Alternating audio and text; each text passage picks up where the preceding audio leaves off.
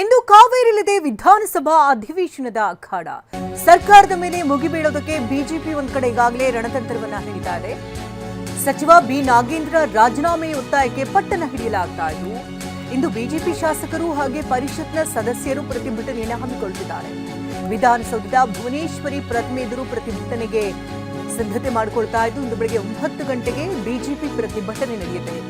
BJP ಶಾಸಕಾಂಗ ಪಕ್ಷದ ಸಭೆಯಲ್ಲಿ ಈ ಬಗ್ಗೆ ನಿರ್ಧಾರವನ್ನು ಕೈಗೊಳ್ಳಲಾಗಿದೆ.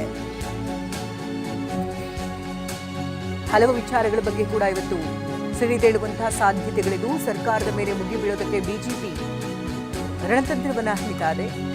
ಪ್ರಮುಖವಾಗಿ ಸಚಿವ ಬಿ ನಾಗೇಂದ್ರ ರಾಜೀನಾಮೆ ನೀಡಬೇಕು ಅನ್ನುವಂತಹ ಒತ್ತಾಯಕ್ಕೆ ಪಟ್ಟನ್ನ ಹಿಡಿಯಲಿದೆ ಬಿಜೆಪಿ ಶಾಸಕರು ಹಾಗೆ ಪರಿಷತ್ನ ಸದಸ್ಯರ ಪ್ರತಿಭಟನೆಯ ಕಾವು ಇವತ್ತು ಹೆಚ್ಚಾಗಲಿದ್ದು, ವಿಧಾನಸೌಧದ ಭುವನೇಶ್ವರಿ ಪ್ರತಿಮೆ ಎದುರು ಪ್ರತಿಭಟನೆ ನಡೆಸೋದಕ್ಕೆ ಬಿಜೆಪಿ ಟೀಮ್ ಈಗಾಗಲೇ ಸಿದ್ಧತೆಯನ್ನು ಮಾಡಿಕೊಳ್ಳಲಿದೆ. 9 ಗಂಟೆಗೆ ಬಿಜೆಪಿ ಪ್ರತಿಭಟನೆ ನಡೀತಾ ಇದ್ದು, ಬಿಜೆಪಿ ಶಾಸಕಾಂಗ ಪಕ್ಷದ ಸಭೆಯಲ್ಲಿ ಈ ಬಗ್ಗೆ ನಿರ್ಧಾರವನ್ನು ಕೈಗೊಳ್ಳಲಾಗಿದೆ.